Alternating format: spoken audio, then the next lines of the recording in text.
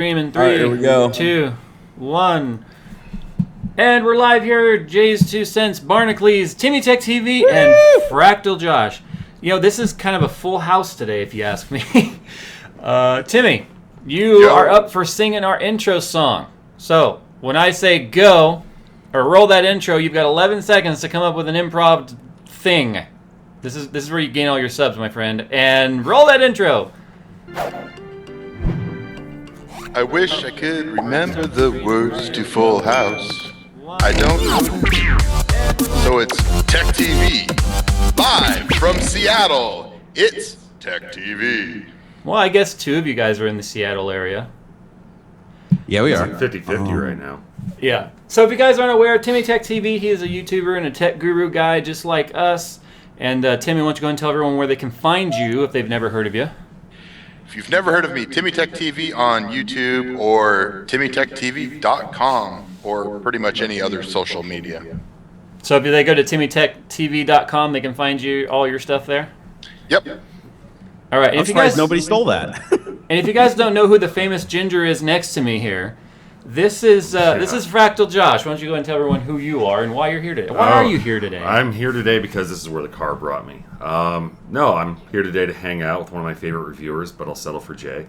I work for Fractal Design, VP of Marketing for North America, all that wonderful stuff. So yeah, and look what's over there.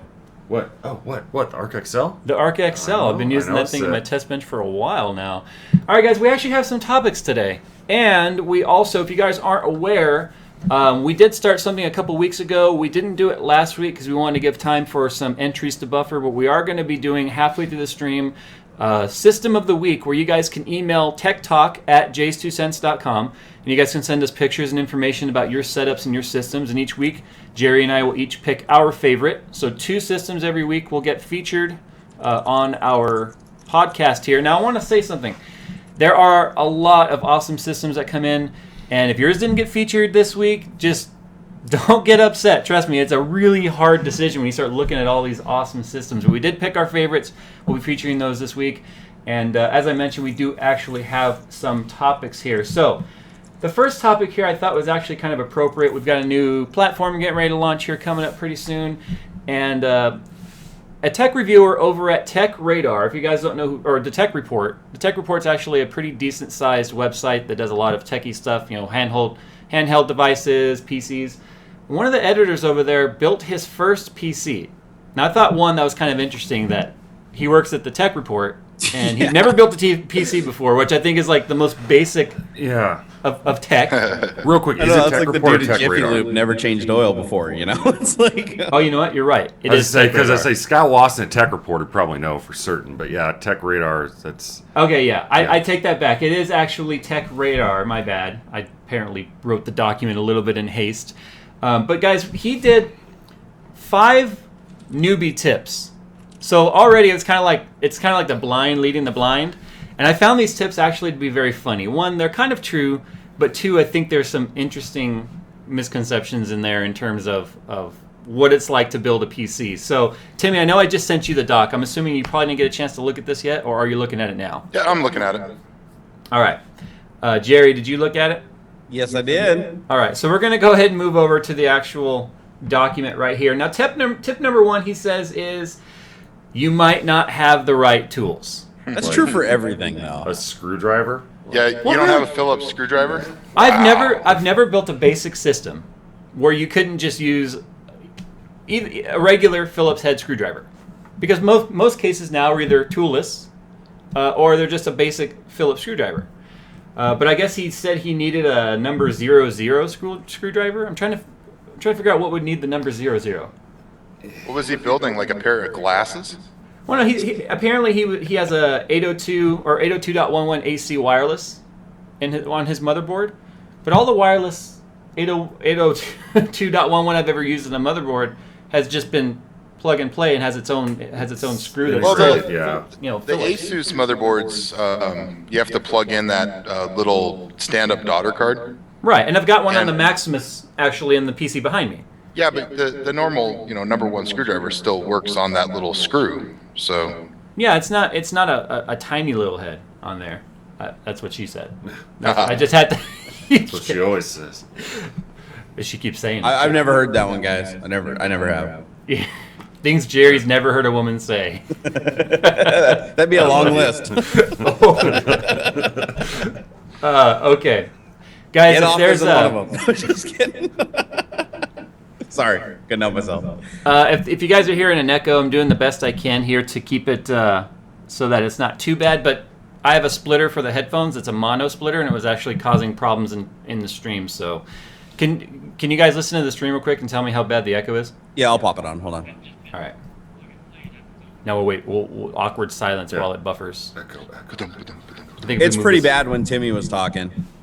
Uh-oh. Timmy's fault. It almost sounds like it's like he's picking up on one of your mics or something. Well, we only have one mic. Here, let me move this closer and turn it down.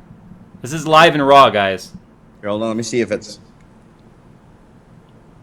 I have Trying to see 14 mics, so. You have 14 mics. He has an array set up.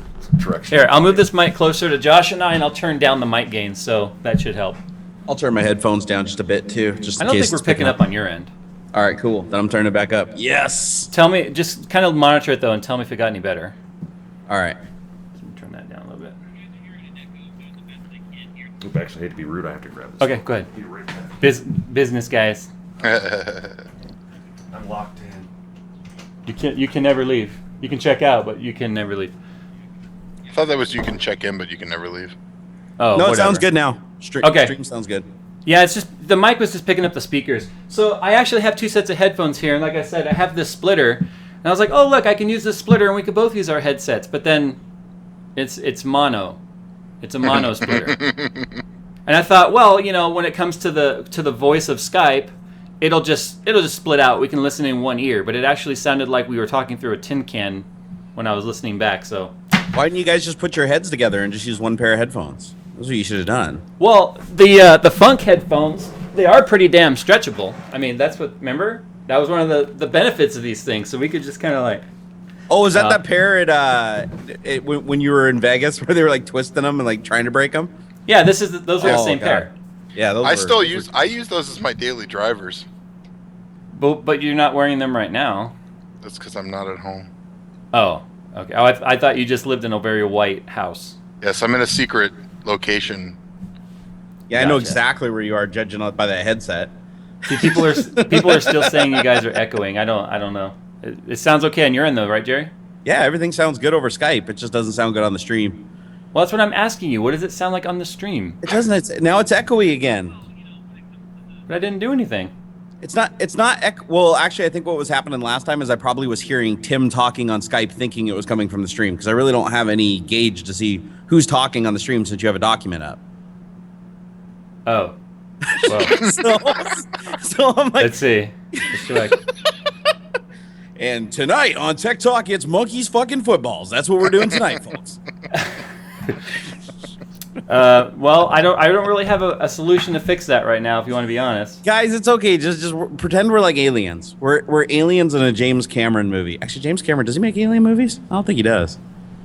Never mind. Isn't Michael Bay going to be doing Oh God! Marvel now?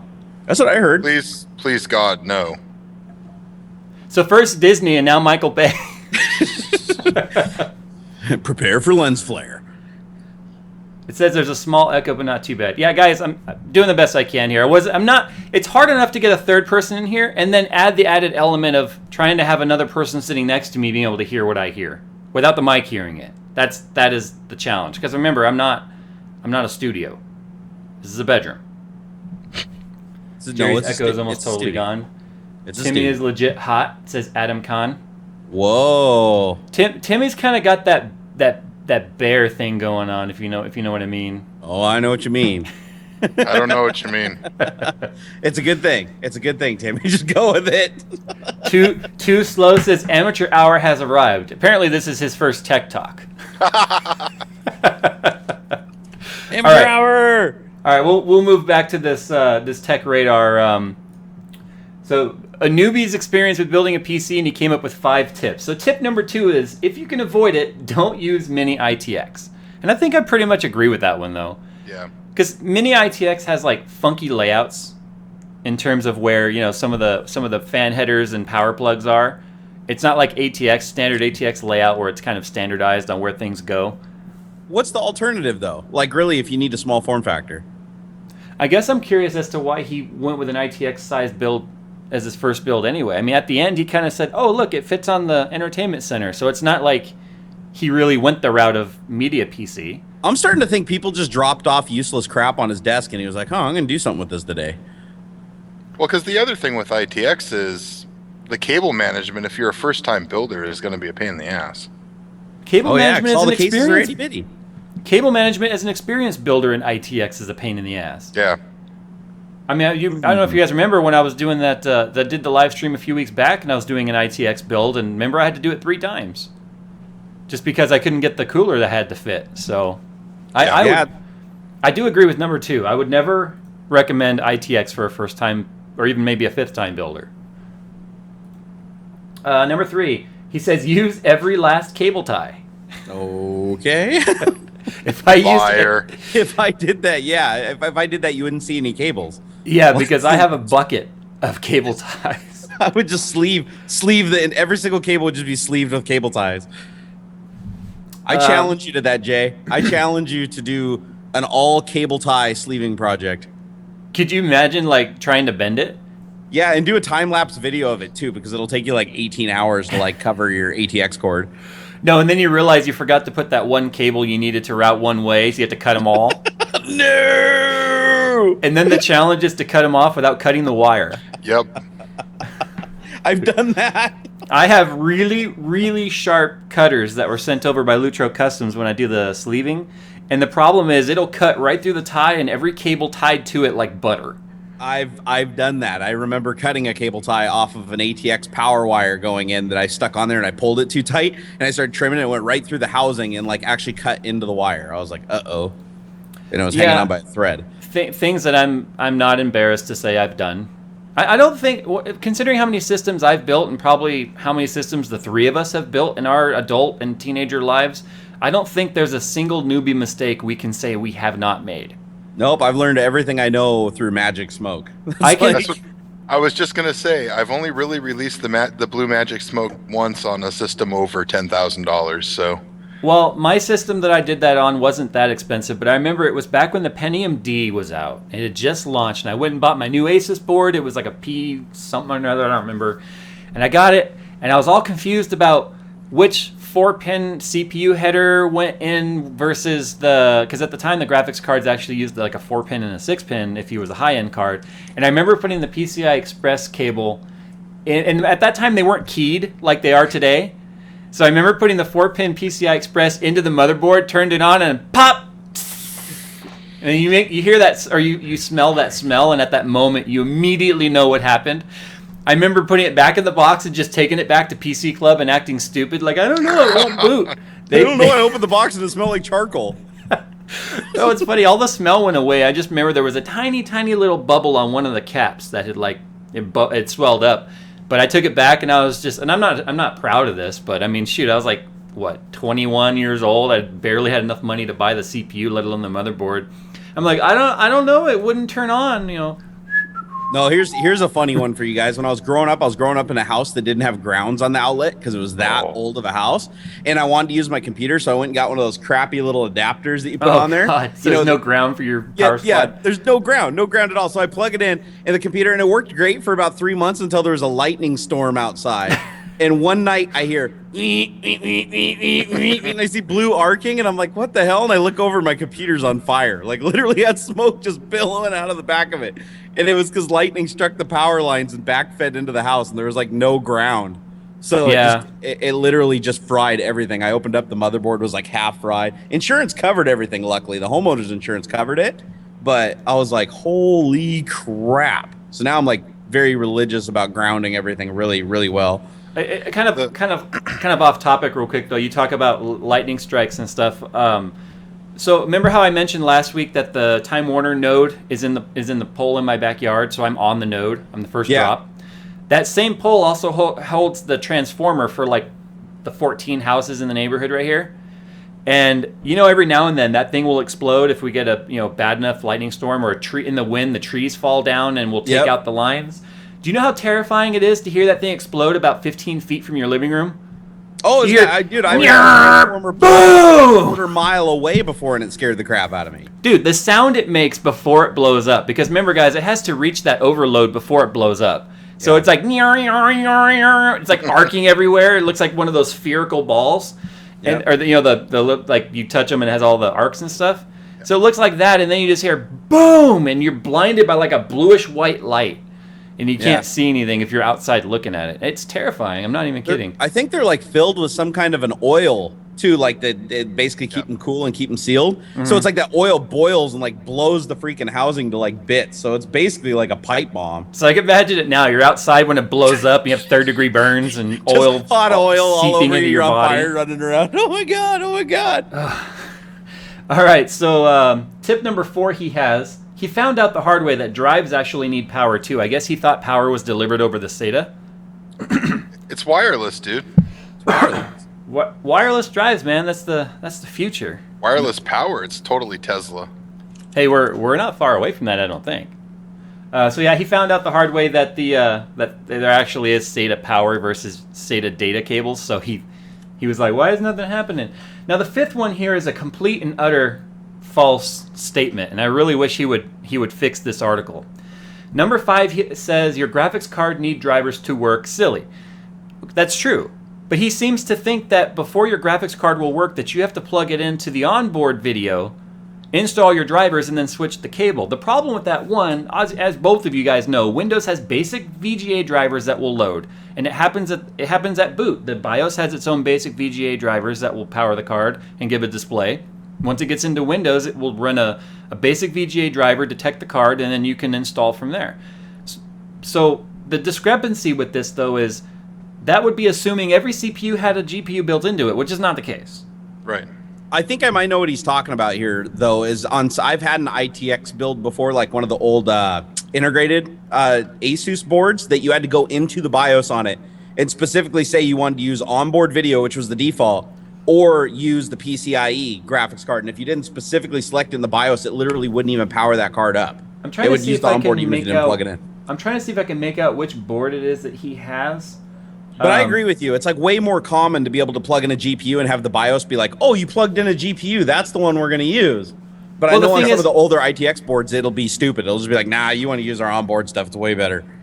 I can't remember the last motherboard I've had though that didn't automatically detect a PCI Express card and automatically default to just detecting which the display was hooked up to and defaulting to that. Because both would out. Even AMD APUs now, it'll output video signals to both simultaneously. Yep. No, I completely agree. So anyway, I kind of found this article to be fun. Just, I mean, it reminds me of like my humble beginnings of what it was like to build your first PC. So guys, if you're learning to build a PC and you've seen this article, I guess learn from his experiences, but at the same time, seek probably more experienced advice. Yeah, I remember. Go watch a build guide from somebody. I remember the first time that I ever installed an expansion card in anything. It was my 286 12 megahertz. I installed a Sound Blaster, original 8-bit Sound Blaster board in it. And I will tell you what, it's so funny you take it for granted that like computers are like easy to build, but it's like I remember back when I was a kid and I was trying to install that thing, I wasn't pushing it hard enough for it to go into the slot, and I was like sweating bullets and like freaking out thinking I was gonna break shit. And I mean, and then I take it to the computer store finally because I gave up after about 3 hours of trying to get it in there. And I take it to this little computer store, and the guy literally on the counter just takes the lid off, just jams the damn thing in there, puts a screw on it, puts the lid back on, gives it back to me. He's like, $10. I was like, remember, those are the days too where you had to have jumpers on the motherboard specifically set. You know? Yeah, you did. You did. You absolutely did. But I mean, I was even just scared to even push the card in because I was afraid I was pushing too hard. Yeah. It's like you get worried about weird stuff. See, I got lucky. My parents bought me my first 486, and I used to just like take it apart and put it back together all the time. So I just remember the best thing about adding cards in the old systems was, you know, kids these days, auto detection on drivers. Give me a break. Yeah, I mean, there's no reason anything should. The only thing I consistently find that Windows needs its supply driver for is, oh wow, I just looked at the stream and I noticed that Jerry is like wigging out. Did you see that, Jerry? Am I? No. Your stream was like freaking out for a second, and you were like twitchy as crap as hell. You sure it's not the meds? No, I'm just kidding. Oh, it could be. Hey, where did Ginger Trace Adkins go? He had a very important call. Oh, he did. From Ginger headquarters. He had to go take a poop, didn't he? I have no idea. He actually left the house. He went out front. Oh, did he? Oh, God. Yeah. Then I hope he's not taking a poop. That would be awkward. And yes, folks, we made it 24 minutes before Jerry mentioned poop. That's a record, I think. That might be a record. I'll agree with that. So no, what I started to say was that the only driver I found that Windows consistently needs the driver supplied for, or the device I should say, is the network card. Yep. Internal NICs and standalone cards, no matter what. Even though it's like really common drivers, I'm still surprised that Windows doesn't pre-bundle those even in the updates. Well, the problem is you have to the standard VGA driver. It follows a Visa standard, which every graphics card manufacturer now follows, which they never used to. Mm-hmm. Like they're like 1 out of 3 graphics cards will follow. Now everybody religiously follows it, so that's why it works. Problem with network cards is you still don't have that same level of unification that they did for graphics. It's getting closer though. I mean, I know there are several graphics cards that actually do use a unified architecture, so you can use a lower level driver on them. Hence, like all the debugging stuff Tim would know about. That's capable now using NICs. But as far as that, like things like sound cards, it's like now everybody uses like what, 1 of 3 chipsets. Like, so it's really easy to just box those 3 drivers in there and just be like done. But again, they're not even unified. Can you look at this, both of you guys? Can you look at the stream real quick and tell me if your video feeds are twitching? I mean, mine doesn't look smooth, but it doesn't look like it's twitching. Okay, because if you saw what I saw right now, you'd be laughing your ass off. I think it has something to do with just the fact that I'm watching the stream that I'm streaming. Oh, okay. I mean, you were just I never like... do well when I do that. That's why I don't have it open. Well, you can mute it, but I mean the video feed itself. Because, Jerry, you know how sometimes like a video will kind of slow down and pause, and then it fast forwards to catch up? Yeah. You look like that all the time right now, both of you. Both I'm of you just guys really are just like, hyper, Jay. You know, Jay, I'm just going all really crazy hyper. and crap. I'm like... I don't know what it is. It's actually kind of funny. I don't see any comments about it. Everyone's saying it looks fine, so it just must be the fact that I'm watching it then. I think it's just you're watching it.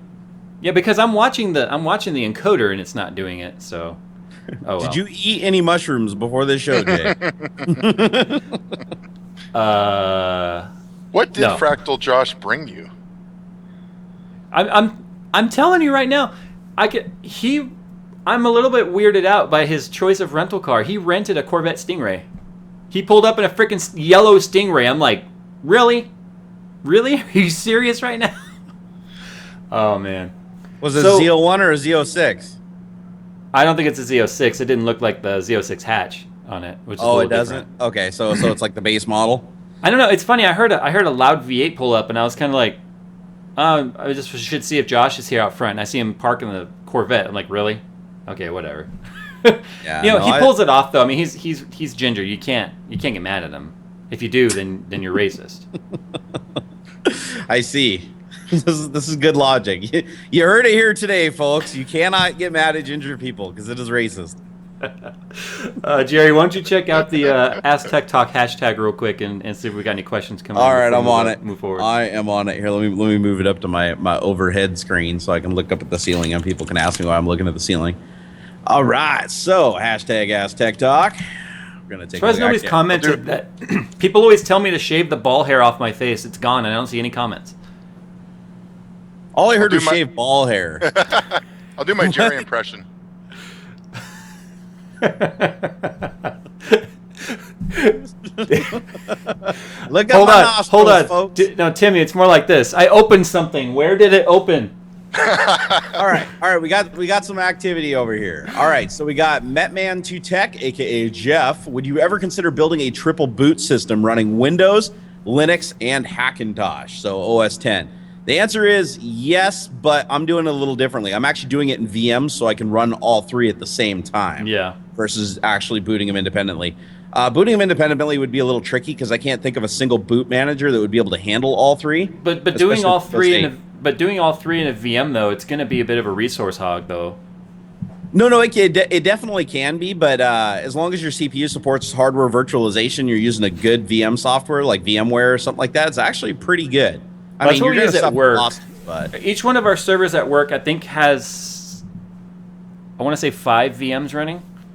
Yeah, VMware is really efficient. So is Hyper-V is incredibly efficient too, but just for server applications. VMware pretty much owns workspace emulation because they do like the hardware 3D. Like you can actually pass through direct commands to the GPU. So in VMware, you can actually play 3D games. You can play Battlefield under a VM, and you'd lose a pretty dramatic amount of frame rate, but it wouldn't be enough to like stop you from playing it. Old school VMs that are software emulation, you'd be screwed. Like you wouldn't even be able to play at 1 frame a second. Great. Yeah, I would say there's no way that I would game on a VM session. Even with VMware, it's still a little janky. How I would do it, instead of doing a triple boot system, honestly, I'd just build 3 PCs and use a switch box, but that's me. Tim, we're not all richers like you. We don't all have fancy Microsoft jobs with Microsoft incomes, okay, buddy? I thought the whole point of Linux was you could run it on any old piece of crap, though. That's true. That's actually entirely true. So Linux GFX will run on a Casio watch. GFX Crown, he quoted me and then said, "That's a life-changing quote, people. Take note." So, regarding the ginger. Nice.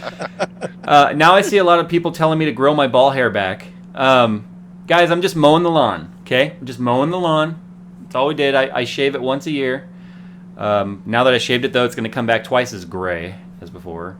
I'm thinking about shaving it and keeping it off, though, because now I'm getting gray stripes through it. I already have enough gray hair on the side of my head. Come on. All I keep hearing is shaving ball hair. Like, are we talking? What are we talking? Are we talking about haircuts, or are we talking about like trimming the hedges? Like, what's going on here? We're talking about my goatee is gone. Oh, your goatee. Okay, I'm like, what the hell are we talking about? Like shaving our balls? I mean, that would be a perfect segue into Dollar Shave Club if I were with them. Huh? Yeah, because when I'm done, man, I need to throw the razor away. If you know what I'm saying. Oh my. Jerry, the problem though is the one wipe Charlies. He needs like 10 of them. Oh man. So people still never let me live down the story about. Remember, Jerry, when we were talking on that on What's Up with Paul and I the Greek and Barbecue and stuff, and I told the story where, Timmy, I don't think you've heard this story. I'm gonna go ahead and tell it again because it's so funny. So, after my wife had our first daughter, or my first child, apparently wiping with like cleansing wipes and stuff is the best thing for women to do, especially when they're healing up and stuff, right? So you don't want to use toilet paper and get all that bits up in there, especially if you had an episiotomy. Okay, we're not going to get any more graphic than that. So not only did we have a ton of those things laying around, but we also had a ton of those Clorox bleach wipes that we also cleaned the bathroom with. Let's just say I mistook one for the other when I wanted to give it a try. And now your butthole's forever white. Yeah, no wonder you have so much gray hair. I know, right? No, it's one of those things where you start to like instantly learn your mistake because and it's not even like it's like dab dab pat pat. Oh, is this nice? It's like, oh, this is going to be refreshing. Wipe. So I didn't realize what was happening until it was too late. Yeah, it was a life-changing experience. I'm just gonna say, oh, I hear the ginger coming back. Shh, shh. Oh, gosh, hide under the table. He is back. Housekeeping. Apparently, he just did ginger things outside. It was very soulless. I do apologize. Dude, that was seriously the longest dump anybody has ever taken. That's why it was 3. Very efficient like that, you know. Josh missed the Clorox bleach wipe story, but that's fine. He can rewatch the replay someday. I got a great question here for you, Jay. Oh God.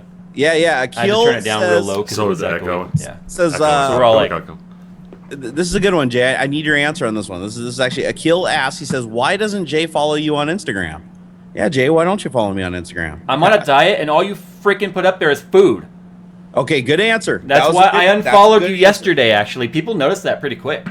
No, I'm trying to sexy up for CES. So I'm sitting here doing since last Wednesday to Monday, I had climbed 600 flights of stairs and had done 3 individual training sessions because I've been going to the gym like crazy and staying fat. But anyway, I'm like, hey, so today I'm gonna get a salad. What's going on Instagram? Oh look, there's Jerry's pasta, there's Jerry's lunch, there's Jerry's breakfast. So I'm serious. I had to unfollow you there because of the footogram. if I have to look at your computer porn, I don't have nice water-cooled systems with like stiff pipes in them and shit. So you should be able to tolerate my food there, buddy. Jerry does like the stiff pipe, if you know what I mean. I do like that Stiff stiff pipe in the pipe. back door. I see what he's saying. You know what I'm saying? He prefers Well, the I didn't say anything about a back What type of door here. mayhem's We're food not is that? It looks all swirly. It is Mayhem's, if you know what I'm saying. That's the Mayhem's. Mayhem's White Aurora. Smells like the ocean. Oh, okay. So I don't see any questions in the chat that have come through in my view. So pick another one there, Jerry. All right, so let's see. Subwoofer, I guess Subwoofer says, I just wanted to say hi. And what is your favorite type of potatoes, mashed or baked? Jay, what are your favorite type of potatoes? If we're talking about like period, then I would say probably au gratin. Was that even an option? No, I'm just kidding. He said I don't care what his options are. That's my favorite. El gratin's pretty good. Like I Hash kind of browns, forgot. babies. The what? Hash browns are browns. good. Hash browns are good. Tater tots are good. Tater tots are good. I like them all, really. Like, I'm kind of a potato guy. Like, I really don't care. As long as it gets cooked in some way, shape, or form and ends up in my belly and comes out the other side later, I'm good. I'm really good. You would ask me a food question. I'm serious. And I'm getting hungry. I haven't had anything I'll since be honest, lunch. that was the first question that was at the top of the list, but I did ask it because we just got done talking about food. Okay. Let's see. Oh, could you? Okay, here you go. Tyler P says, do you think you could ever go back to using one monitor? Hell no. No. I could go back to gaming on one monitor. I already have, actually. I've turned off 5760 by 1080 on all my games because I got tired of the warping effect. But I could not go back to one display because of productivity issues. I mean, when you edit on 3 monitors, that you don't go back. Okay, Yeah, you so can't. I couldn't imagine doing it on one monitor. Oh my god. Tim? so I'll fess up here. I use 4 monitors at work, and I only use 1 monitor at home. What? But is it a big monitor? It's a 27-inch 1440p, but 13-inch CRT. But yeah, Black and white. Yeah. Old He's got a monochrome. Sony Trinitron. Resolution hipster. Timmy's a rezo hipster.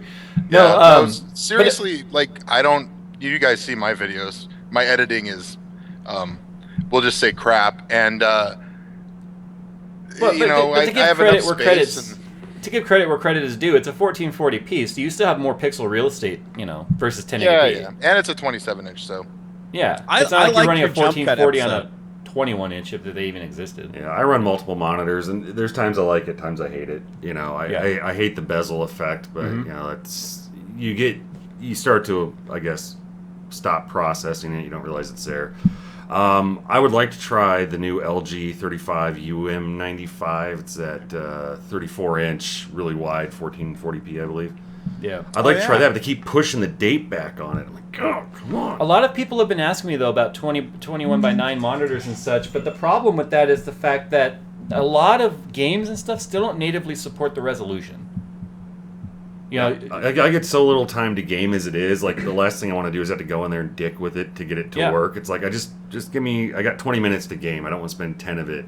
I agree. That's why I That's disabled surround on all my games. Because having it surround enabled was like, it's cool and it's fun for like the first day.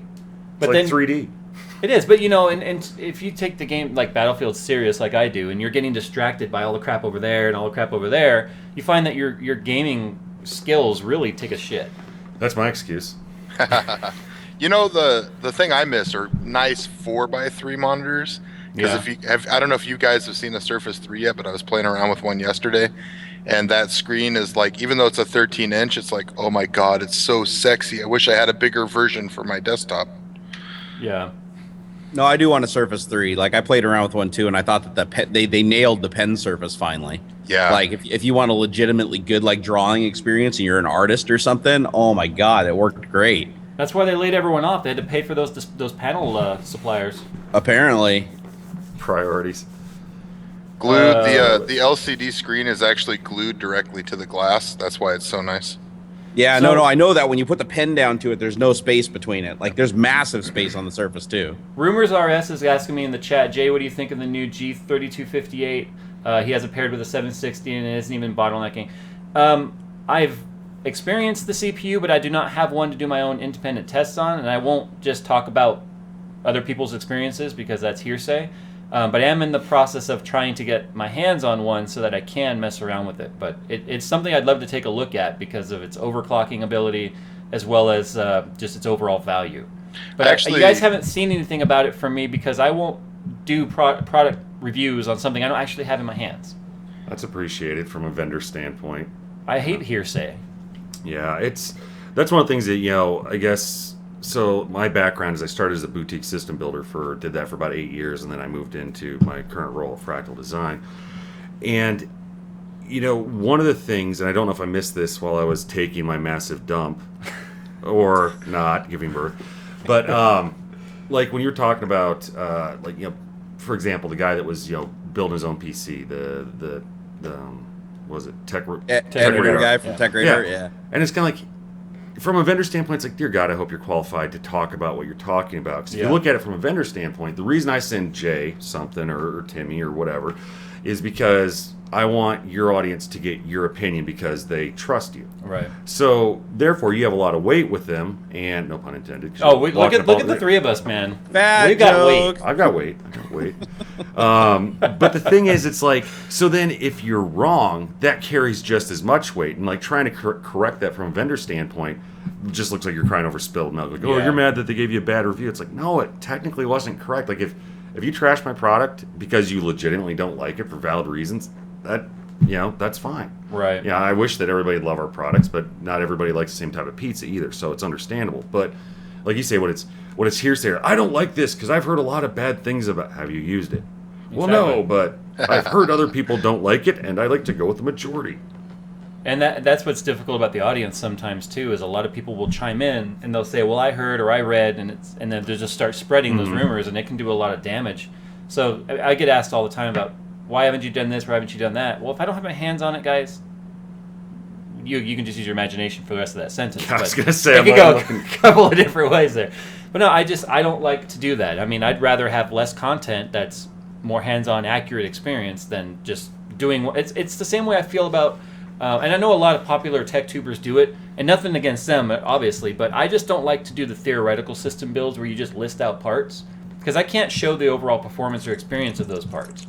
Yeah. So and I can theoretically say it would perform well and say that, but I like to give hard factual numbers with it. I think if it's a more esoteric thing where you're talking about a technology as opposed to a product, then maybe you can weigh in a little bit more like, okay, 3D I think is good because of this, or I think is bad because of this, based on this sort of thing. But if you're talking about a specific product, then you're talking about an implementation of that technology, and that's where I think you need to look at the actual product itself. Right.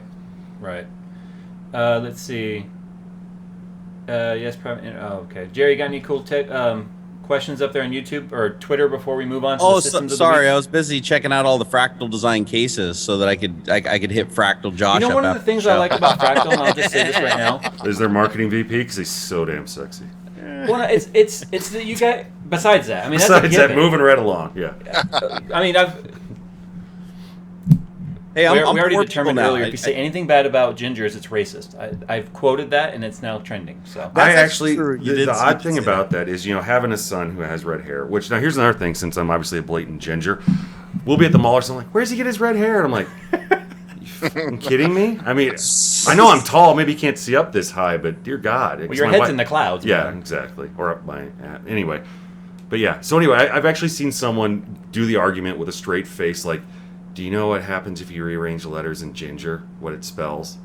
Like, if you can imagine, there's 2 G's, and I'm like, okay, that's a lot different. You can't really equate being persecuted as a redhead to the same level as like what a whole ethnicity has gone through. But I can't even pinpoint when the whole ginger thing started. To be South honest. Park. Like South Park's what made South it Park. really popular. Oh. It sounds like I'm it's like sold. my 9/11 South Park. Although I remember that day I was walking home from school. And, damn it. I mean, calling something ginger beer has been a British term for a long time though. I was gonna say, I thought that was like a Scottish versus UK kind of thing, because aren't there a lot of Scots that are redhead? Yeah, but it's more about like the weak beers over there. They call them ginger beers because it's like root beer, ginger So beer. it was kind of a term that got adopted towards a people. Yeah. I'm gonna be honest. I If guess. I ran into Josh in an alley, I'd probably just turn around and run away. So Well, I it's would not Jerry's only classify 5'10". him as weak. Well, I was gonna say that usually happens with women in right places. For me. I didn't do anything. Actually, I think it's your voice. It's not your hair that scares them. When you walk up behind me, you're like, "Hey, how's it going?" They're like, "Oh God, run! Dear Run, God. oh my God!" I got that last night. I was out with the New Egg crew and we were preparing by imbibing liquid beverages. And this one girl's like, "Do you ever watch Archer?" I'm like, I've seen Love it. Archer. You're like that one guy that has that voice on the show. I'm like, okay, that narrows it down. The guy that talks with his mouth and makes noises. I've got it. You look at one guy at the place at the thing. I usually get you sound like somebody that I can't remember right now. I'm like, great, now I'm irritated by who is it that I sound like that I can't remember? So what I started to say about why I like Fractal is that you guys have a strong portfolio, but it's not massive. You guys have a lot of products that you spend a lot of time on, and I've said this in my reviews of the cases, is that you guys will kind of fixate on something and make it perfect as you see fit, and then you'll kind of move on to the next product in a different series. You don't just have like a whole ton of cases. I mean, in fact, if you go look at the case options, there's not a lot, but I think that they're all unique in their own way. It's not like this tiny variant and you call it a new model. Yeah, I think what we try to do is, like you said, we try and focus on something and make it right before it's just like, oh, that didn't work, rev it, do another one. But obviously, the Define R4 is the new revision, the Define R3, and the mentality there is like, we understand this is not a new case from the ground up, but if it ain't broke, don't fix it. So we generally take the feedback that we get and we try and tweak those things, and then obviously when we get enough, we kick out a new iteration of the case. But yeah, we kind of go down funnels, like, you have the core series, which is more of your value series, then you have the Arc series, which is more of your high airflow, like that guy over there, and then the Define, which is our silent one. So yeah, we try, and I know Timmy's played with some of our stuff before, and it's like we take as much feedback as we can. I guess the way I like to phrase it is that we definitely listen, although we're not completely dictated to by our fans, because otherwise then we would have, like we were joking before we went live, like, I want a pink case. Okay. We could make that for the 7 people that would buy it, and then we would go bankrupt because of how much it actually costs to come up with a case and to buy the tooling to do the R&D and all that I stuff. heard somewhere before for some of the more like larger case companies that will do tens of thousands of units per run, that it could be as much as $250,000 to get the tooling set up to make a case. Oh, it can be that on a small run. I mean, because what you're looking at, and I don't have hard and fast numbers, so but it's just people don't realize how much is involved in it. Yeah, because basically the way it boils down is you design your product, and then you basically own the tooling, which means like you own the die and all the metal work that goes with it, so that said factory cannot start stamping it out for Joe Blow down the street and call it a different name. Right. You'll see some case manufacturers that don't want to pay to buy the tooling will then just use kind of like, I guess what you'd call, not like stock photo tooling, but kind of that where no one really owns it or they license it. Right. And that's why you see some cases that have a different plastic front bezel, but the internals are the same. You see that more in non-US markets, but... Well, it's also, too, why some companies will have really expensive cases as well. Somebody in the chat, Easy Forsaken, I think it was, said that he's a Lian Li fanboy. Lian Li's really expensive because of the tooling to go with the pure aluminum cases, and the tooling for that level of case production is much more expensive. You get brands like Case Labs where everything is built to order, so it gets even more expensive. Because for them it's very hard to automate what they're doing. I mean, like anything, the more you build of it, the more you recoup. You go to print like your T-shirts, right? For CES, it's like if I'm going to order 6, they're going to be $75 a piece. If I order 600, they're going to be $14 a piece. Right. Well, and the one thing that I appreciate with Fractal cases, anybody that watches my channel knows I'm kind of a fanboy. The Arc series, all 3 of them are epic, especially the Mini R2 is still one of my favorite cases around. But the quality control is what, like with the PSUs and the cases, there's a certain manufacturer lately that I really rip pretty hard, where I got 3 out of 4 cases broken, and like the Fractal cases are always packaged well, and I've never had, any marks or scratches or like any quality issues on anything I've ever bought. So. Well, I appreciate that, and I can give you guys kind of like a weird story that we had. Like when we were first starting out, shortly before my time with the company, I know one of the things that we had looked at was we had the packaging was slightly different. There's full color box on the outside, and we were noticing that like you bump into the box, like say in a typical shipping scenario, and punch a hole in it, then people get upset. So they'd moved to like a more like a flexible cardboard that was a little bit more forgiving. Well, then we had the problem, like in the factory or wherever, somehow get slammed and the cardboard would pop back out, and then people get like, oh, this thing was damaged at the factory before they even boxed it, because the box just popped back. So we're like, well, no, it's because we went to a different cardboard, and then we went to where we're at now. And certain YouTubers who are probably about this tall and live in Canada, like really like soft foam, and like so with Linus loving soft foam, I totally get it. Like when I was a system builder, I used Lee and I used Silverstone because it was before Fractal's time, and it's like it is kind of cool. You get that kind of spongy feel. Yeah. And then I threw it away later that week, and it's kind of like that was cool for the 10 seconds I had it. And I'm not saying there's anything wrong with that.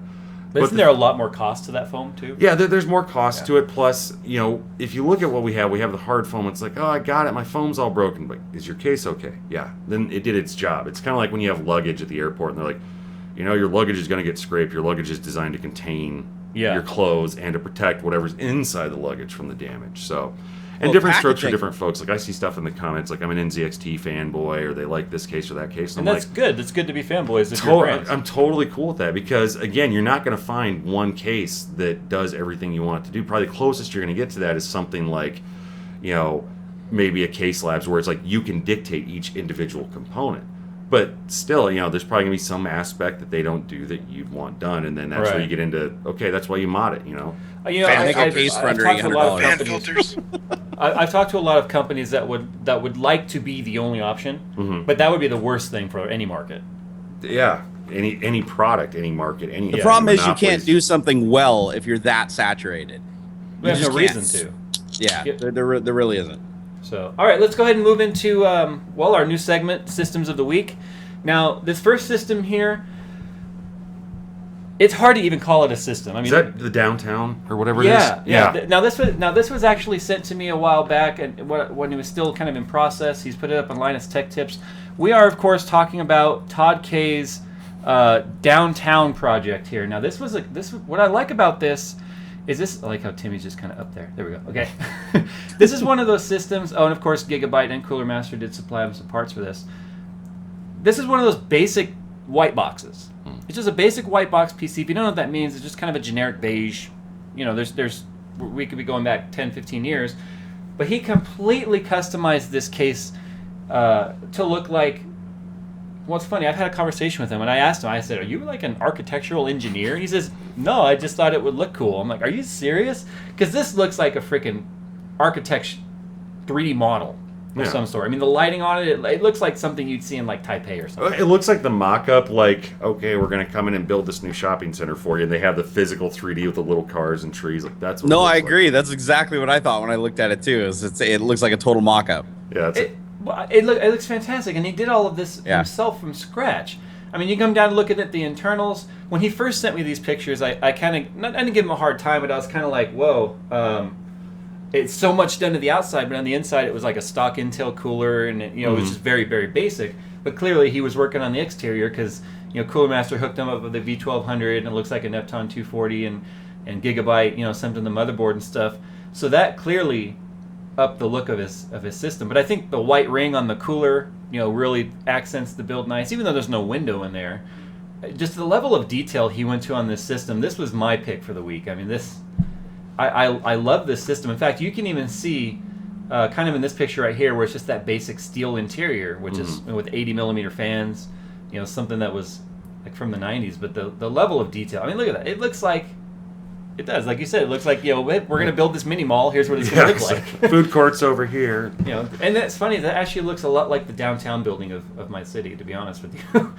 But this, I mean, he went everything about this build it does it for me. So Todd, fantastic build. I mean, look at that. I wouldn't even want to game on it or anything. I just want to stare at it. The best thing is most people would see they wouldn't even know what it was. Like, what is that? Is that just a light? No, that's what awesome. I was thinking. Is that literally, if you didn't see the cables coming out of the back of it, you'd never guess that was a computer. You just wouldn't. Yeah, I kind of wish I could see the rear shot of it. I guess you can kind of see the cables right there, but still, a little bit. Your eyes are so drawn to everything else in there. The only thing he's missing now is like a little helipad on top, and then a little helicopter model. Get like one of those the little remote control ones that you can get for $20 and land it on top of there. That'd be awesome. I wish I knew what it was made of. I don't know if this is like balsa or maybe it's like that like foam. Polystyrene. Yeah. I bet it's probably like something like a polystyrene sheet that you can get.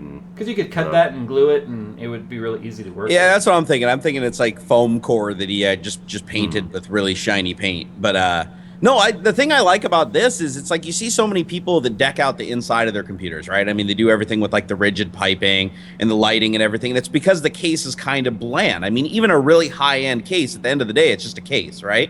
And so it's cool to see these guys really going all out to do something custom with them. Because I don't like cases like, remember the old Thermaltake cases that they try to make them look all transformer-ish and put all kinds of metal embellishments and stuff all over them, and they never look. Zazer, I think was. I actually have a Zazer sitting in my crawl space behind me, and it's like they look the crawl space, obviously. Yeah. No, but it was one of those things where it's like when they're factory like that, it's just they're not cool. But when you put your own spin on it and it's a plain case and you put a bunch of stuff, I mean, it's one of a kind. Of course, you love it.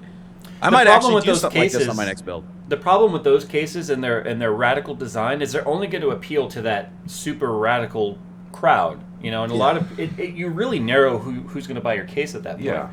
I prefer a case that has nice, easy, pop-off panels and whatnot, so that it makes it easier to mod them too. So that you could maybe, like on the front of your Arc XL over there, you could kind of cut that frame and use it as a template to attach on and build off of that frame if you're going to do case modding. Well, and you also notice like a lot of our cases are not heavily branded. Like the Define R4 and the Define XLR2 have been really popular because like a lot of modders, like I deal with Bill Owen a lot, and you get like the whole like it's a blank canvas. I can kind of go in and do what I want to do. I don't have to pop off 7 case badges, and again, to each their own. It's like that may also hurt us from a branding standpoint. Someone sees a cool case like, oh, what is that? Define R4 literally has Fractal Design like written on it nowhere, except for maybe like on the serial number sticker on the bottom.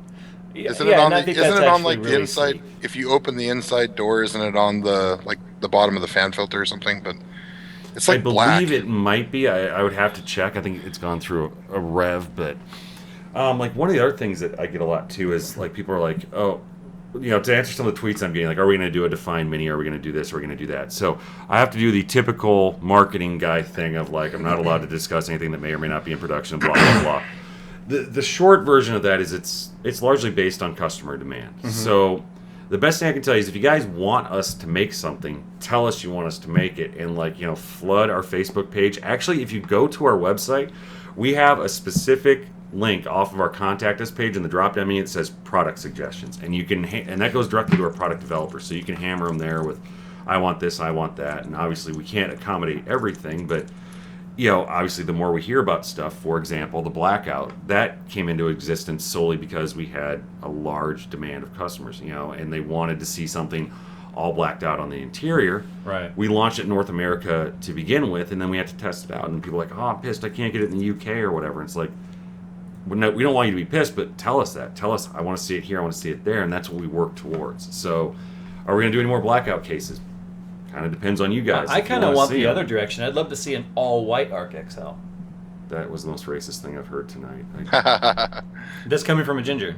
Hey man, I have no soul. I'm not even a color. I'm clear. Yeah, why don't you guys make ginger cases? That would be something unique. An all red Fractal case. Yeah, that'd be awesome. Only if you leave it in the sun. But I've always liked the look of solid white cases. I've wanted to do like an ice cube build for a long time, and I just love how look at the white Define you guys did with Newbie, the white build. Yeah, that's actually been coming back. I saw that today. I think I can't discuss what they're going to do, but I think they're going to be ramping something up for the giveaway with that. I love the way that it looks. So not only that, a lot of people, you'd be surprised at how clean white stays versus black in terms of appearance. Well, since most dust is light in color, right? It's true for cars too. Like I had a black car, and that thing you had to like dust it and wash it like every couple days. I have a white car. I don't think I've washed it in like 6 months, and it still looks good from like across a football field. Right. Now, we had another system of the week here, and I sent this one over to Jerry, and Jerry, you agreed you like this system, I assume? Oh, yes, I did. Okay, so you guys know that I like water-cooled builds. Now, what we're looking at here, this is Dale Grady's system. He sent this to us directly at the Tech Talk at JayzTwoCents.com email, and I like that he kind of gave us a progression here. You can see on the top, it's pretty basic. It's a, he gave me the list of specs. I don't have them right here in front of me. I'll look them up real quick. There's parts in it. There's stuff in there, and it does things. And But no, you can see it started off very basic. It's a Sabertooth Z77. I know that. It's a 3770K. But he's now upgraded it to a GTX 780 Ti. And you can see on the bottom left picture there where he went with the white soft tubing. And then on the right, he kind of picked up the trend everyone seems to be going to lately now, which is acrylic bent tubing, or maybe it's PETG, I'm not sure.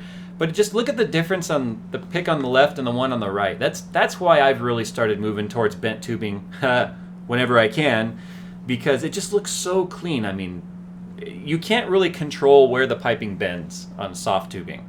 And if you more or less make a suggestion, please, about here. And it's always going to arc the way that it was coiled, no matter what. Yep. You can't get a straight piece of it, no matter how tight you pull it. It's never going to be straight. So if you... That's what she said. No. Mine actually gets pretty straight. So anyway, in terms of the case, is that a Fractal case? I see white sleds. It appears to be. It looks like maybe an Arc Mini? Yeah, I realize I'm looking at it like it's about 2 inches big. Oh, God. That's what she said. On this screen.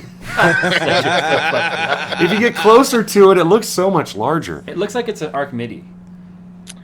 Yeah, what's making it difficult for me to see is like the edges are... Yeah. It is... I don't know. It's hard to tell. It's got a full-size side window. The easiest way to tell would be is if we can zoom in like how many expansion slots You it know has. what I could 3, also 6, do? 7. It's a mid-tower. I can just open his window with the email he sent me. We could read Gave words. me all the specs on there. Let's see. It's a Fractal Define R4. Oh, yeah. So he obviously did a window mod on it. Yep. On the last picture there, you can see he did a window mod. Shaped differently. But he's got the T-Virus resin there, which goes really good with his white tubing. I just like I like everything about this build as well. It also looks like the reservoir. The reservoir was really killer. That's like I'd like to use that in my next build. It's called the T-Virus. Yeah, It was T-Virus. actually inspired by Resident Evil. Because they make them in two and red and blue and all different kinds of interior Right, and they have a colors. tube in the middle, so you can put an LED in them and light them up any color that you want them to be. So this week's two systems was obviously Todd K's Downtown project. You can also see it on Linus Tech Tim's forums, where he submitted it there for system of the build of the week or month or however often Linus is doing it. Minute. And build of the minute. And Dale Grady's system here, and he didn't give me a name with it, but I really like how clean this system is. Yeah, I mean, so like talking about water cooling, you saw some of my videos on the I did an Arc XL water cooled rig, and the thing I used flexible tubing because the hardline, even though I've done like model RC stuff for years and model airplanes and model airplanes, you take the coating, the wrapping, and you heat shrink it basically to the plane.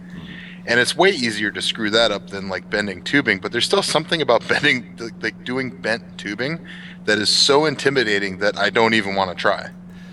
It's funny. I've done a lot of acrylic tubing builds this year specifically compared to last year, just with the amount of people who've asked for it. I mean, obviously I did this one here. Granted, Skunkworks only really has, 1, 2, 3 bends in it, period. But you eventually you start to learn the radiuses of which you can bend them. If you're not using a guide, like none of my bends, I don't get anything that's like tubular or awesome, tubular. I don't use anything like that because I like to keep a nice tight radius. So you just start to learn how much, Jerry. What? I Both like to giggled, keep to a be nice fair. tight radius too, Jay. But with you, bro. seriously, with all the bends in the build behind me here for the customer, he's going to get his computer back on Sunday. People keep asking, why do you still have his system? Guys, he works. It takes time to meet up with the guy. But anyway. Pay up, mother... I did all those bends in about 2 hours. So it's like anything else. You get faster at it. And really, it can be cheaper to go with acrylic tubing in a system than it is to go with soft tubing in all of the fittings if you have to do a lot of bends and a lot of connections. For instance, a good compression fitting from like Bits Power can run you $15. Oh, yeah. Especially if you're on a color match or if you want to do anything that swivels or has a 45-degree angle. But even the Bits Power... the double swivel, yeah. Yeah. And even the Bits Power compression fittings are only like $8 a piece. So they're half the price of a standard, compression fitting for soft tubing. And you can get 3 36-inch length acrylic tubes from like Frozen PC for, what is it, $19.99, something like that? Oh, wow. That's cheaper than soft tubing. If you got 10 feet of soft tubing, it's usually $250 a foot. Oh, yeah. Yeah, it can get stupid. if you have the tools or the means, if you already have a heat gun, and if you just buy like the cheap, insert kit or bending kit from Primo Chill or Mayhem, or not Mayhem's, but Monsoon or any of the other companies out there, they're like $10. Yeah. It's a regular hacksaw to cut it and get the little camphor bit.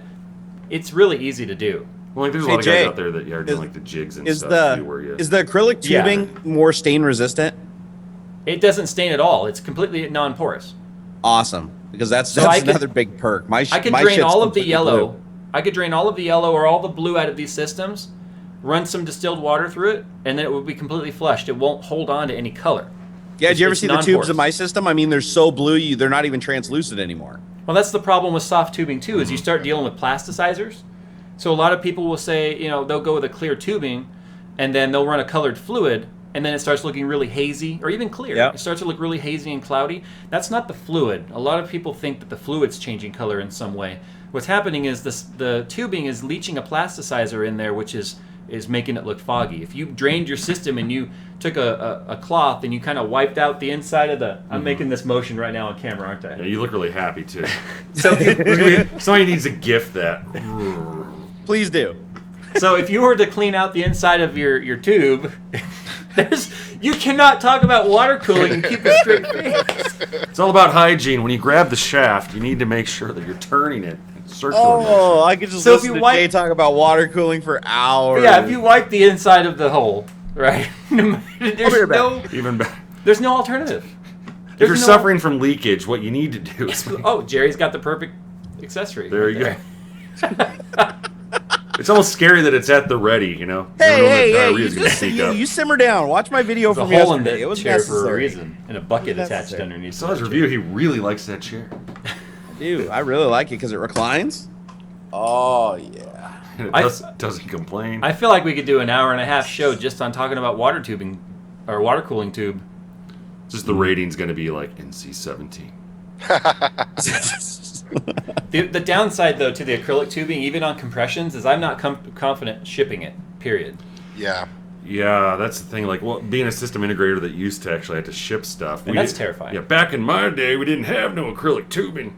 We liquid cooled with fucking rocks. That's what we did. But no, we did a lot of different stuff. We did, our highest end was I do phase change, which, where you have compressor. Yeah. That's scary just because... Weight, yeah, exactly. It's a lot of weight. That's a lot of weight attached to the socket, and it gets bumped. Yank it right off the motherboard. Then for phase change to work, you essentially have a refrigerator. Like, I'm not going to go through the whole technical specs, but basically you have a compressor and a condenser and evaporator and all this stuff. So they're heavy. I mean, it's like ours would be probably around 85 to 90 pounds all said and done, full built system, because you don't do something like that in a mid tower. It'd be a full tower. Yeah. And even at 85 pounds, there's so much torque on the compressor. When you push the start button, and go boom, the whole thing would just shake. It's kind of cool. It's like starting like a stock car. It's funny you mentioned 85 pounds because this thing weighs 80. See, there you go. That's why you work out, lift it. Oh yeah, I just when I'm bored, I just curl. Get curl skunk works. Get swelled. I'll be honest. The next build I do, if I like water cooling build in a massive case, I'm going copper. What's funny? A lot of old school builders and new school still do copper because it's nice, but the problem is it's going to tarnish even if you polish it up. Yeah. So it becomes a maintenance nightmare too. Or you just turn it into a steampunk build. Done. Yeah. No, that's just let it get let it age steampunk. Boom, there you go. The best place to go and get all your fittings for that then is Home Depot. Yep. Well, it wouldn't tarnish. Couldn't you just clear it all? Lacquer. Yeah, you just lacquer it. Yeah, you can. Yeah. But again, if you were to go steampunk, then the grungier the better. Yeah. So there's actually a trick. You can buy a chemical that will tarnish the copper for you, and it's basically just an acid, and it'll actually take it past the green phase, straight to like dark brown. Straight to plaid. Cool. It goes straight to plaid. I've looked at a lot of I've looked at a lot of steampunk builds in the past before, and they always intrigued me, and I've always wanted to do one, and especially when I was playing BioShock Infinite. I was like, I still want to do a steampunk build. Mm-hmm. But then the problem was it became like the norm for modding for a while. Yeah, modding goes through those cycles. Like for a while, it was like military-themed mods were just huge, and everybody did those. And then it was like the kind of like destructive, like, oh, look, it's a shattered window, and the front's rusty and that sort of thing. I think steampunk's gotten huge. Yeah. That's actually QuakeCon, a steampunk Dishonored build won first place. I give a lot of credit to the modders like MMPC Tech and guys like that, because whereas I can build a killer system, I don't have the tools, the knowledge, or the ability to do the case mods that they do. Yeah, I know Bill pretty well, and like we'll be in his shop doing something. He's like, man, come on, man, you just gotta take the first cut. That's all you do. I'm like, that's the scariest damn part. It's like, okay, and I'm like, I work for a case company. I know I can get another one of these if I screw it up, and I'm still like, no. And that's that's the thing. They're fabricators first, and PC enthusiasts second. Which I think is why you also see a lot of times like really heavily modded cases or theme builds. They don't always have bleeding edge hardware because it's like they're not doing it for the high performance. I've actually watched some of Bill's channel and some of his reviews, and there was sometimes he really gave off the vibe that he wasn't like downright PC tech enthusiast when it came to like his knowledge of parts. Yeah. But when it came to his knowledge of modding, I mean, it wouldn't even just be PC stuff. It seems like he could pick up anything and mod it in some way. Yeah, and if you go into his studio or whatever you want to call it, he's got like a bunch of modded stuff there that he's just done, and it's just kind of that thing where he has that mentality where it's like, okay, I'm going to tweak this, I'm going to tweak that, and it's not so much like you said a hardcore tech file thing. Right. It's like because he built a PC in an RC car once, in an RC Corvette. He put a little mini board in, and it still drove. Was it a Vet? I thought it was a Lambo. I think it was a Vet. I can't remember. I don't know if it looks like what I have outside or not. It was One of my favorite builds is the people that take the old ammo cans, like the old style metal ammo cans, and build them into like LAN boxes. Yeah. That's a mod that I've always wanted to do. Another thing is I've got all these 3D printers sitting behind me. God, how cool would it be to start mocking up and modeling stuff and printing it to like mod a PC? Just print a case and put us out of business. But see, that's the thing. That's it would cost $10,000. That's where you have the advantage, both of you guys, because both of you guys have 3D printers. Is me, if I'm doing a case mod and I'm like, oh, I need this bracket or I need this and that, I've got to go to Home Depot, go up and down the aisles, figure something out. But you guys could just kind of trial and error modding that out, and any brackets you make with that material would be strong enough. The funny thing is I've been learning SketchUp and 3ds Max, and the cool thing about those programs is you can literally go in there with just measurements that you just take and be like, I want this to be this wide by this deep by this long, and it all translates directly to the printer. So what you get out of the printer is within a couple fractions of a millimeter. So for printing stuff like case, if you want to make like brackets and stuff to like, hold a hose in a certain place at a certain location, or make a bracket to put your pump in a really, interesting location, you could do it. And plus you got diversity of materials. You could print it. Like I got a carbon fiber material now. I haven't even tried it yet, but apparently they took plastic and put carbon fibers into it so that the plastic basically sets with the fiber, and it makes it like 6 times stronger than if it was just regular PLA. I looked at the Protopasta while we were at Vlogger Fair, and I would say do not be in the room while you're printing that. No, I think it'll kill me. I'm fairly sure it's going to kill me if I do that. But, that's the nice thing about the 3D printers. I just drag them outside, stick them on the porch, let the neighbors look at them. Yeah. Wait. Well, it's kind of nice, though, considering my wife, works at a fabrication company. So there's times where I needed something, and she was able to get materials for me. Or and if her company couldn't do it, she knew every other fabrication shop in the area.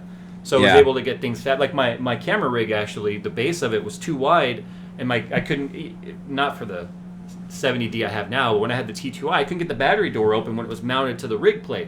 So I gave it to her and told them the measurements, and then they just stuck it on their CNC mill, or not even CNC, they're just a regular hand crank mill. 10 seconds later, that material was gone, and it's something I wouldn't have been able to do here because I don't have machining materials.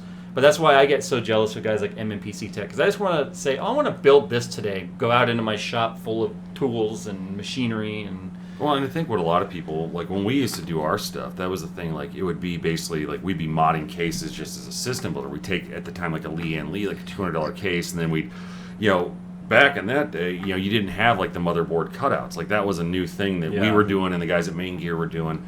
And on the back of the motherboard. For on the back of the motherboard tray. So like for cable rides, we do that. We tweak some other things. We'd cut our own windows into it, but we had access to a laser, like I think a 25 decawatt industrial laser. And that was just cool because like you would sit there and like go down, like fires flying off. I'm like, that looks so metal. You know what's funny is I told the wife, or not told the wife, I asked the wife the other day, I said, hey, do you know any water jet machines? Yeah. She's like, check this out. Check this out, guys. Water jetting water is like jet's really awesome. Cool. Yeah. That's what I asked her. She apparently has hookups with people who do water jetting. So I'm like, I got to come up with something now.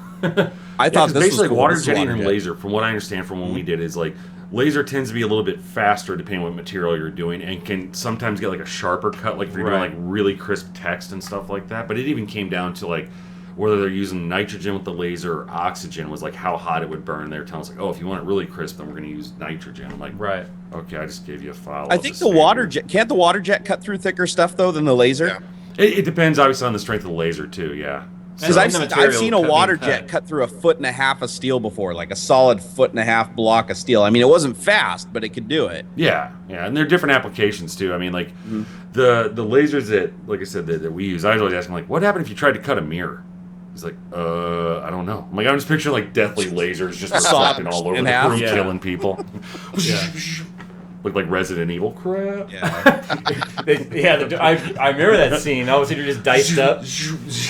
Or what was that other scene in there? He like ducked it, and then it came out, and then like spread it. Yeah, into it a went into like grid. that grid pattern. Like, oh, shit. A little off topic there. Anyway. So, Okay, so yeah. we actually had one more topic we're going to talk about today.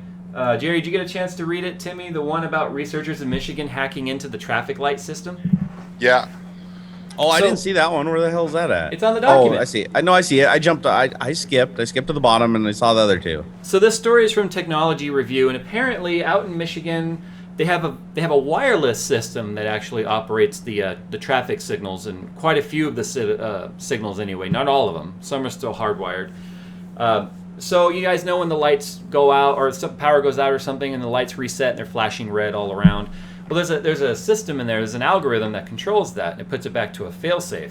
Well, one of the things that the road service, or who was it? I can't remember. The researchers in Michigan hacked traffic lights. The road agency out there gave permission to this computer scientist and his team from the University of Michigan to check the security of their traffic system and see Yeah. how secure it is. I mean, paid hackers. They actually make really good money. Well, they were able to hack 100 of their lights pretty quickly because, one, they're broadcasting an unencrypted signal Yeah. that's accessible on the 5.8 gigahertz frequency, which is like any wireless That's something router. that in nobody PC. has. It's incredibly exclusive. And they were able to just basically take full control over the lighting system. So it brought up the question of security. You know what movie came to mind? Italian Time job? Job. Yeah, I'm like, all right, Seth Green can finally do that now. Well, it's caused an accident. Yeah, because when that movie came out 10 years ago or whatever it was, you're like, oh, that couldn't happen. Well, shoot, they did it, Yeah. and they did it at like a Starbucks and just randomly on wireless handheld devices. It doesn't help that the what is it, the MMU, I think they call it, or something. Basically, all of the information about the traffic signal, the frequency, the network, everything is encrypted. Now, here's the worst part. Mm-hmm. It broadcasts its own wireless network. And you guys know that on their wireless network, they use the default admin and password? Does it count as hacking if you don't change the password? Well, the thing was, they were It's just using. apparently. I mean, they're just apparently logging in at that there point, were right? some that were not encrypted, but actually had different default passwords. But they defaults, admin or admin password. It's the first thing you try when you're trying to break into someone's wireless. I wouldn't know, but so that it brought up a major question of security. Now the thing was, and they didn't actually attempt this because they did it in real time during the day when traffic was going by, was to see if they could have actually disrupted the backup system that turns it into flashing reds. Because it's got a failsafe in there where if for some reason the traffic signal triggered greens in all direction, it would trigger the failsafe. Yeah. They were worried that perhaps Whether you go back and hack that back in. right. And whether or not you could have urban terrorism in some way of turning all signals green. Could you Well, imagine if you think about like most city infrastructures and the way that they respond to things, it's like if you had like just 10 simultaneous multi-car accidents that locked up 10 separate intersections across town, Done for the- how much that would just wipe every. Like I was Yeah. here pretty much late because of one accident on 60, and it wasn't even like a multi-lane accident. And No. it's like so. But if you already have a clogged system that became more yeah, clogged. they just get stacked up as more and more stuff hits it. And you couldn't actually open up that beast. I bet you were mad. Well, I remember growing 55 up. to What was stay it? alive. Do you guys remember like the old hacking publications, stuff like the Anarchist Cookbook and stuff like that? Like really old. I'm talking late Oh, yeah. 80s, early 90s. You're talking about There used to be analog. Yeah, there used to be instructions in there on how you could modify a Radio Shack universal remote control to basically emulate the infrared signal that changes the light screen in your direction for emergency vehicles. Yeah. And apparently it worked. I don't know if it would still work today, but yeah, they tell you the exact model. But yeah, you could literally just take and program in the little codes into the little remote so that it would strobe it at the right frequency to set off the lights in green in any direction. Well, now you couldn't make all lights green, but still you could control the lights. That's that rich Seattle money, because in this area, I can guarantee you they're not using that infrared strobe. I don't think I've ever seen an emergency vehicle get the green here. I remember. Oh, serious? Really? I'm serious. For a while, they tried it where it's like if like flash your high beams, because police cars have the wig wag on their headlights. Yep. Until people figured it out and rolled up to a stoplight, green, boom. So then they moved away from that. They're actually working on a system out here. I read about it not too long ago, where the emergency vehicles can actually broadcast out a wireless signal. Now we know why, to actually trigger the lights ahead of it that, hey, emergency vehicle's approaching. But then again, if that signal's hackable, then everyone can do it from their iPhones, you know. Well, and I think that I can't remember where I was watching it, but they made the comment. I think it was someone was talking about like the Nest thermostat and like how those are hackable. Yeah. And Yeah, I've they're got talking one. about what you Tech can glean Syndicate. from that is it's like, okay, it's not quite super sleuthing, but that thing can tell when you're there, when you're gone, and if if someone has set it for we're going to be gone for 6 days, okay, if you're burglar. But then again, I also think that most burglars are not going to the level of let me hack into their thermostat and check this out, Yeah, it isn't like the Thomas Crown the affair. thing they were mentioning is like the smarter devices become like The tools. yeah, it's like the people become dumber. I mean, you have to make the device smarter so that people can use it easier, but then it has that much more access to be able to do that. Well, that's kind of the concern too with smart cars. Yeah. With our move towards smart cars, is there's a lot of cars now that can connect into your devices you have on you, automatically unlock, and all kinds of, you can control your car from home. Oh, I forgot to roll up the windows. Log into your car, roll up the windows. There was an article on that, like the top 10 the easiest to hack cars, like the Lexus was like number 1 on easiest to hack. I was just and going to Audi bring was the that best up. because it had separate Wi-Fi networks or separate networks for each area. Sorry, go ahead. Yeah. No, I was going to say, I was just going to talk about that. The Lexus, they actually interlinked all of the systems together. So all you had to do was compromise one system. And I To forget gain what access they to the whole said. car. And you had like They access said to it was- braking and stuff, didn't you? Like Yeah. emergency braking? Yeah, no, acceleration, braking, everything. That's like that auto brake system where it detects. So you imagine like, Do oh it hey, 80. we're next to that Lexus. Beep, full brake applied on the freeway. And that's the thing though, is and I know some of the questions. Brake for 2 seconds and full throttle. The questions would be, well, why would anyone do that? Well, yeah. Why do people do that? Some people find that fun. It's just that's the age we live in now, and we're talking about people being able to do these things from the comfort of their home, and The key word being anonymity. yeah. I mean, just look at YouTube comments. Like we did that car giveaway with Logan. We road tripped and we gave it to the guy, and the guy in person was really like Randy is really appreciative, and he came out and kind of gave us his background story. Right, I heard about that. It was actually a very deserving one. Yeah, very deserving guy. But then, like, we didn't want to, expose and tell us more about how shitty your life is. Yeah. And because that's not on the video, people assume, like, oh, he's a jackass. He didn't care about it. He didn't say thank you enough. It's like, it's called editing. I Yeah. mean, we can't put everything in there. There's certain things we want to respect his privacy. So it's like, same sort of thing. But people will jump on that because they have an anonymity to say, I think this guy's an idiot and no one can find me. So, Not What's only happening in that, the comments right now on this stream? yeah. what are they saying about me? I'm not watching. No, Well, I was going to say, all of us started doing YouTube at some point and getting in front of cameras. How uncomfortable was it the first couple of times you did it, right? And you go to this guy's house, he's probably overwhelmed with emotions of winning and getting stuff, and then you stick a camera in his face.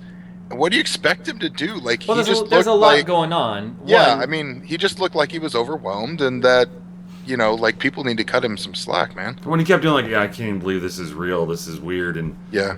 yeah, it would be. You someone that you see on YouTube well, all the time. it's the same thing as people who get a bad name, like that nervous laugh. Something bad is happening, but they're laughing about it. That's how they deal with this. Right. And it's like, and they're not laughing at the situation. It's a nervous thing, So this guy is probably a fan of Logan already, So Logan's here, giving him a car, giving him a gaming computer, and it couldn't have gone to a more deserving person, granted the situation that he was currently in. I think it's probably all just the Fractal case blew his mind. And he yeah, just couldn't it's recover, probably but, the right thing. Josh got a little too close to him is what really happened.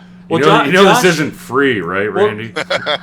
Well, you know, gingers are like, what's that thing in Harry Potter where they suck your soul out of your body? Whoa! What were those, I'm not sucking anything. Well, succubus is what it is in real life. No, the things that float. I can't The remember Reavers? the name. The what? The Soul Reavers? No, I think you don't watch Harry Potter. Yeah. I can't remember what it's called, but anyway, the Dementors. Some the 12-year-old. Mentors. Oh. Yeah, that's what happened. Josh got too close to the guy, and he just couldn't. That was a stretch. Yeah, I do have problems getting too close to people. I can't believe that people just have the urge to say, All of a sudden, the light turns off, and you hear, Oh. "Help me!" needs Guys, to we only got a Josh. few minutes left here, and I just want to say I'm going to be taking the night off. I know I've said it a million times. How many times have I said on a Tech Talk, Jerry, I'm like, I'm not going to work tonight, and Friday morning there's a video? Yep. I mean it. I'm going to play some games tonight. Who's with me? Oh. I didn't think so, Jerry. Huh? Oh, you want me to play games with you? So I haven't even paid attention. What? Huh? Sorry, guys. Squirrel. I got distracted. No, I It might was- be up for playing a game or two tonight. Yeah, I'm gonna take the night off. You guys are not gonna have a Friday video. I apologize if you guys all want to unsub. Hey, it was fun, but I want to play some games tonight. Damn it. I do have to finish uploading my video, though. I finished editing it. I just have to upload it and make a thumbnail. But after that, I That'll can take play. 6 hours. So, hey, real quick, since we still got Josh around, and I actually was looking through the Twitter feed here, and somebody brought up, like, how does Fractal feel when YouTubers point out things? So, like, the example they used was Linus. Well, both Linus and I went after the 3500, right? Yeah. So how do you guys? I mean, we're just being honest. 3500. What's that? Core 3500's case. Oh, the case. Okay. Yeah. Basically, you're an idiot. You just don't know what you're talking about. No, I mean, so here's the thing. Like, it depends case by case, right? It kind of goes back to what I said earlier. If people have a legitimate reason for why they don't like something, I can totally get on board with that. We definitely take that feedback to heart. If there's something that, especially if you start seeing consistent reasons why, like you're talking about the fan controller placement. So yeah, that's something that obviously we take back to the design team. As far as just overall, like if a reviewer doesn't like something, I mean, we try and learn from it, right? I mean, we don't go into this with we made the end-all, be-all of computer cases, because if so, there'd only be the defined R1, right? There wouldn't be an R2, an R3, an R4. And it's a growing experience. And that's why if you're ever like at our Facebook page or whatever, I'm always like, we'll run like a survey. Hey, tell us what you think about this. We try and keep it really minimal, right? Like answer 1 or 2 questions. Because, everybody by the time they get to the 5th question, it's like you're back in school, like A, B, C, C, D, B, A, done. But like, we want that feedback. And it's not necessarily ever about a specific product. It might be like one we asked, do you like tinted windows or clear windows? Now, I learned something there. Because I was asking that for an upcoming product, and I was telling people, I'm like, see, we need to, see what they want. Out of what was it? About 2,000 responses, it literally was 50.1% to 49.9%. Like, Yeah. So what do you do? Yeah. So you then, can't offer 2 SKUs, Yeah. a tinted and a clear. But then when we did it with the blackout, where it's more contextually based, when we say on the blackout, would you like to? Because tinted was the highest. yeah, one. so with the blackout, we knew that we were making the blackout, and like we said at CES, we came back and we asked the audience. We said, "What color, power LED do you want? Do you want, clear or tinted side panel window?" And there's like one other question, I can't remember what it was, and on that one it was like 85% tinted to, and that there was fits that with the overall theme, blackout. yeah. But that's what we try and do. So I guess to answer your question, if people don't like stuff, I mean, we take it as constructive criticism if it's constructive. If it's somebody just hating, then let the haters hate. But the if bottom line is, you guys don't pull an apple and say, "Oh, well, we know best what you want." Yeah, we're not trying to cram it down your throat. Like, for example, we got a lot of flack from some reviewers with the Node 304. It doesn't have a 5 1/4 bay, and it's like we had almost equal camps. Like, I can't believe it doesn't have a 5 1/4, and then other people, thank God it doesn't have a 5 1/4. Right. I haven't used one since 2004. And it's funny, my complaint about the 304 is entirely different. I wish it had more intake airflow. Yeah. So it all depends, and it's different usage scenarios, right? Like we've had people talk about, like, well, on the Node 304, for example, it can't accommodate certain extra high graphics cards as well as it could. Like it can, but it brushes up against the side. And it's like, Right. But at the same point in time, we're making something that's like a shoebox. Yeah, That's true. And you're trying to stuff in like a enthusiast class graphics card. It can still fit a 12-inch card, but we can't accommodate for every possible variable. And I'll take that another step to like the ultra slim form factors like the Bolt and what is it, Falcon Northwest, they're Tiki, and like the really thin ones. And we get asked, like even by magazine editors, like, hey, are you going to do a case like that? And again, this is me personally speaking, not the entire company.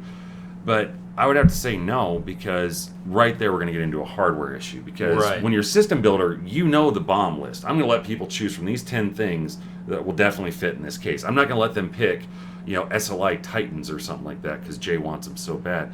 But, it's like they can control the environment that it's in. Now, us sending that out, we're going to start getting tech support calls left and right, like, how come I can't put this in? How come this doesn't fit? How come that doesn't fit? And then no one's going to be happy. We're going to be tied up. People aren't going to know what can fit in a case like that. I think too many people, though, go into a build like that not being aware of the amount of compromises they have to make for the sake of the form factor. Yeah. That's where I will say the Node 604, first Fractal case I ever bought, still the favorite case I own out of anything. And it's crazy because if you're willing to compromise, you can put a full-size ATX board in it, SLI, whatever you want, it can fit in that case. You just can't put big coolers on there. So you have to, Well, see my 280 right there, that's not going to fit in the 304. Granted, the extra height, it starts to interfere on the crossbeam. Mm-hmm. But I would also expect going into that kind of case, I would want a reference cooler because I want the blower type exhaust. Yep. Yeah, and that's how that case is set up, and that's why we relocated the power supply. And the problem, with me as a marketing guy, and that's also why we send stuff out to you, is I don't have people's attention long enough to explain why we did what we did. Yeah. So it's if I put a full page of text up on one of our pages, people are like, boring, TLDR, what's it? Not to mention, I think the average viewer is less inclined to believe the company. Yeah, because I'm trying to sell a product, yeah. right? Like, this guy's full of crap. He just wants me to buy his stuff. Right. So I send it to you guys so that you guys can vet it. And then you can also look and say, okay, hey, I see the power supply on the Node 304, for example, is moved to the front of the case. Well, why'd they do that? Why does it have a pass-through? It's well, if you look at a lot of other small form factor styles, the power supply is right above the motherboard. It's that's all great until you want to change your heatsink cooler. You want to get access to your stuck front panel having ports. to go all in one cooler or something. Yeah, and then you can't accommodate a tower, or you can't. You have to take out your PSG every time you want to swap out something on your motherboard. I don't know if you saw, but I had a hell of a time trying to use the Node 804 with my ITX,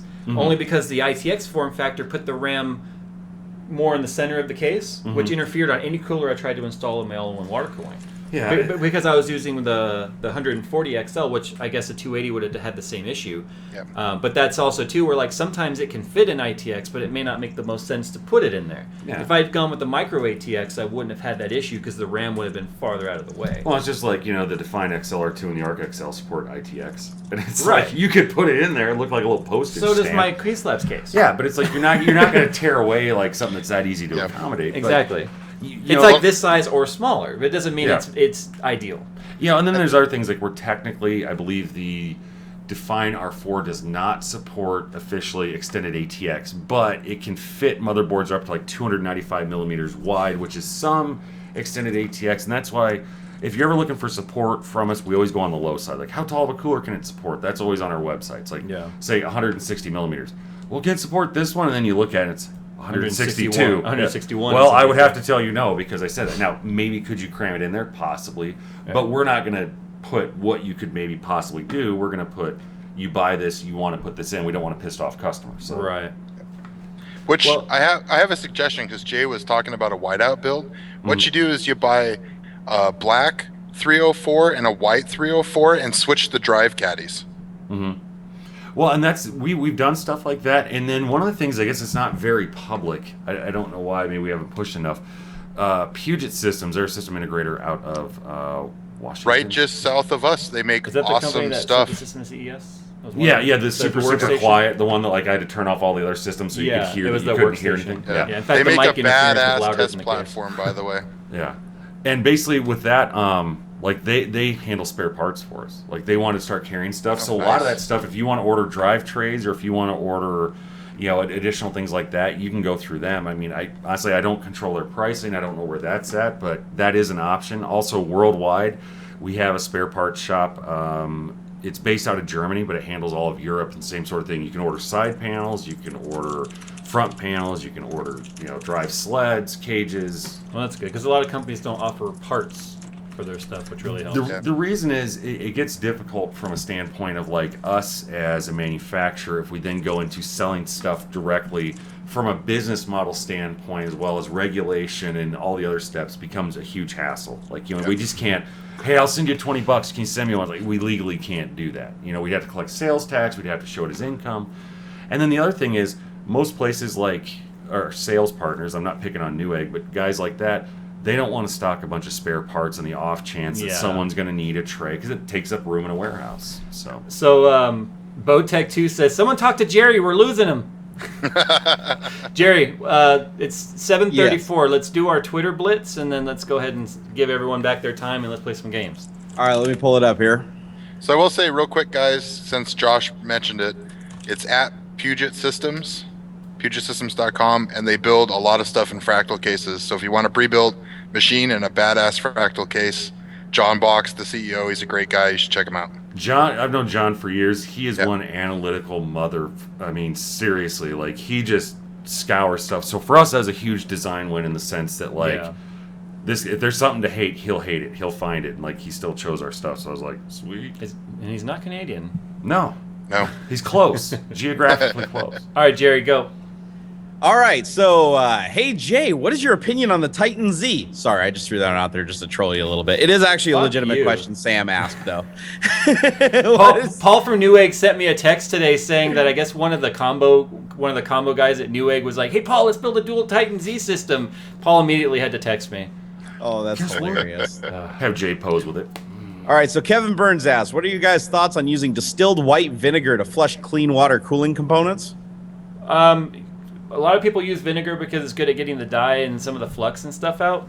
But in terms of actually cleaning radiators and stuff, I would probably go with some of the pre-treatment stuff that's available on the market. Gotcha. Fact, real quick, do you know where liquid cooling radiators for computers originally started? Well, I know when I first started doing it, I was using heater cores from Ford Escort. Yeah. So okay, random. Moving on. Did I pass? Which by the way, if you do need to clean out like a Keurig, you would use vinegar, but. Yeah, I've used vinegar on my machine too. Let's see here. Whoa, Jerry. Whoa. I didn't say hog. I said machine. Okay, let's see here. Mike Lund says, maybe. Ask Tech Talk. Let's see. For monitors, which is better, LED, LCD, or IPS?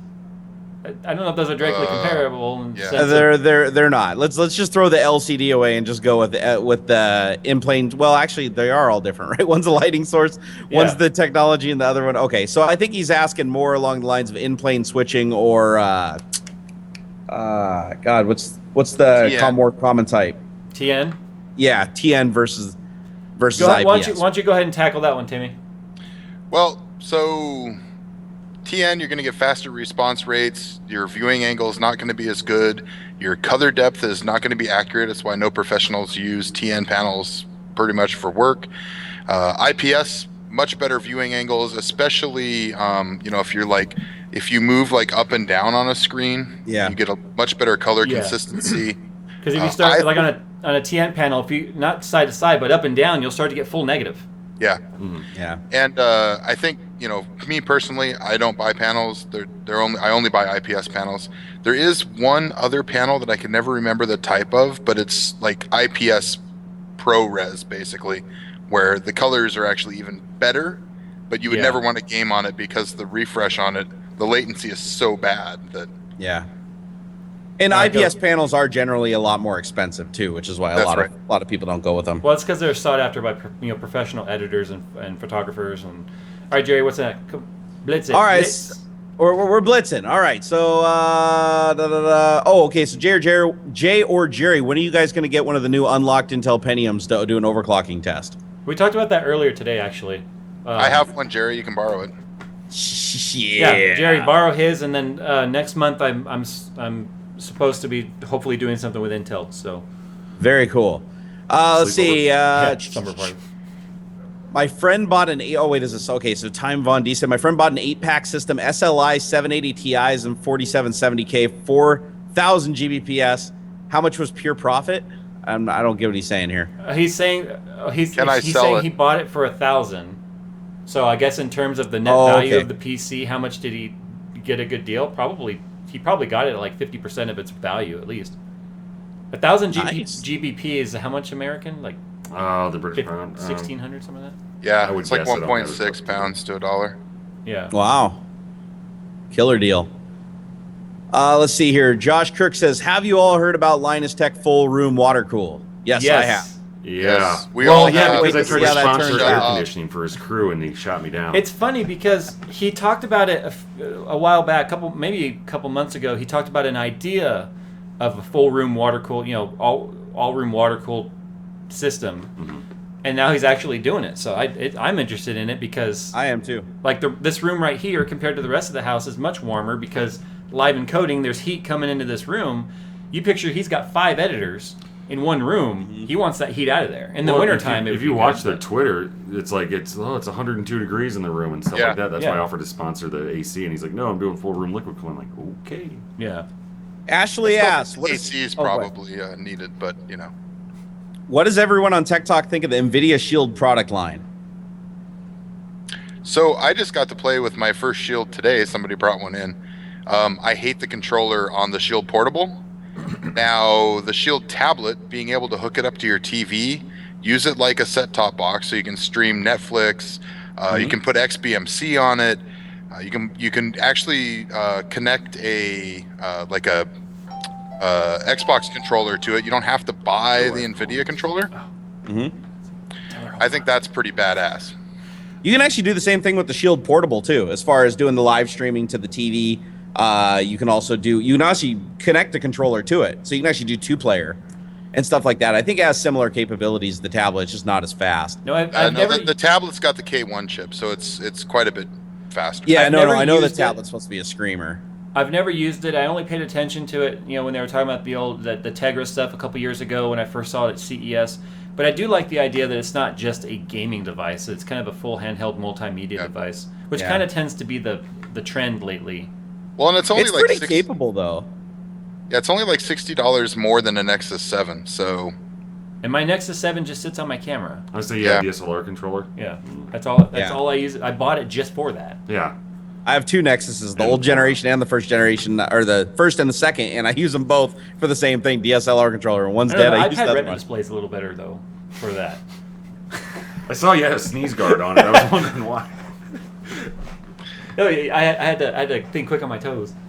All right, Jerry, do a couple more, and we're gonna sign off here. All right, so Matthew Abell says, what is your favorite video editing software? What are some low-cost options you suggest? I actually use Adobe Premiere Creative Cloud, which is like $50 a month, so I wouldn't consider it a cheap solution. But I know Jay uses Vegas, and Vegas is, how much is Vegas to get a license? Pro 13 Pro can be about $500. But So- if you figure the fact that I've been editing videos now for 2 years, that $500 investment over 2 years really came down to, I have 375 videos, so it really paid for itself. Yeah. Doesn't Sony offer like a $100 version too, like a really low-end version of Vegas? It's just the non-pro. Yeah, the non-pro version. So that might be a good one to look at, because I it's personally perfect. like Vegas. And sorry, I'll let you, not mean to cut you off, Timmy, but No, go ahead. the non-pro is perfect because it just doesn't have a lot of the advanced plugins most people doing basic videos wouldn't need. Yeah, I was gonna say, for what little I do, most of our videos to begin with was me scripting, filming, editing, and all that stuff. It's like I started like Corel Video 5, and it was like $60-$70, and it's like the biggest thing was learning, hey, editing sucks. So next time I film, I'm gonna film with the mentality of, okay, if I screw up a line, pause to give myself room to cut, and you get the basics down, because if you don't know what you're doing and you open up Premiere, you're like, holy God, I don't even know where to start clicking. I have Premiere Pro. I have an After Effects. I used to do special effects stuff before I started YouTube, so I'm a pretty advanced editor. That's why I can get through this content so quickly. But it's not necessary for most YouTubers, especially aspiring YouTubers. I mean, $100 or less, regular Sony Vegas. Timmy, what do you use? Well, I have Adobe CC too, just because.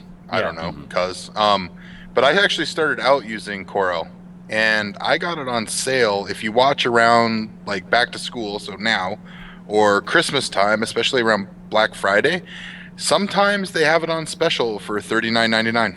Yeah, another good one people tend to use too is Camtasia. I've heard a lot of people using Camtasia. I've actually used it before. It's actually decent. The cool thing about Camtasia is it also has built-in screen capture. Yeah, and it's like really good. It'll like track your mouse around and zoom in and zoom out. And you on can things push, automatically. I think you can push Alt or Control or something, and it'll like blink your cursor, like a little line on it, so people can find your cursor. You know, Corel does that too. At least the version I had. So I haven't used Corel since like Corel Draw back in the 90s. I remember Corel Draw. Old school. Before All right, Jerry, Photoshop. give us one more good one. All right, let's see here. Well, actually, since we're doing all the water cooling talk, how about this one from, let's see, what is it? Enthalpy says, what do you guys think of external water cooling? We're talking like putting radiators completely outside of your case, like big ones. I'm scared that I'm going to bump into it and disconnect the hose. I've seen there's a lot of people who hang them on their walls and stuff. Yeah. But, Yeah, he posted a picture of him hanging on the wall. Looks like he has, Yeah. let's see, 369. There's Yeah, he's 18 Noctua fans Oh, on yeah, that yeah. picture. yeah, we'll on two give giant him radiators. That's we'll give crazy. him an honorable mention. In fact, he's one of the systems that was sent in for System of the Week, and I think he was even featured on Linus with I think it was actually called Project Noctua, is what I think he named it. And the only downside about that is the fans are so freaking ugly. That's my problem with Noctua. I mean, I know they have new fans out now, black ones and whatnot, but you can't deny their $30 a performance. piece. It's just they're so ugly. I can't say anything because I'm a biased party. Yeah. Still, I'm not a.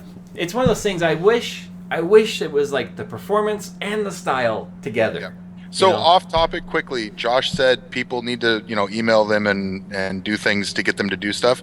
Everybody, a PWM Silent Series R2 static pressure fan. Go now. Well, it's like the Gentle Typhoons, right? They were one of the best performing radiator fans ever. They're not really around anymore, but they were only available in gray. Yep. So It's called fashion. Look it up. it's like they dare to be different to the point to where they almost limit themselves, in my opinion. But, My if you look at it from a marketing standpoint, and if you don't mind, I'm going to do 2 Twitter ones that I got before we hang up. But from a marketing standpoint, though, if anybody sees that color pattern and you can't see a logo, you know it's a Noctua fan. Yeah. So that's where that's where part of the genius was. It's like, and, were they ugly, yes or no, it's pretty subjective, although I'm pretty sure there's a pretty general consensus on that. But, you'd see a build, you'd see those fans and be like, you could see them from across the room and knows who they were. True. Otherwise, you see an all-black fan, it's like, that's one of 87 different companies unless you get right in on it. So, from that aspect... Like, quick, it was what's good. that black fan right up there?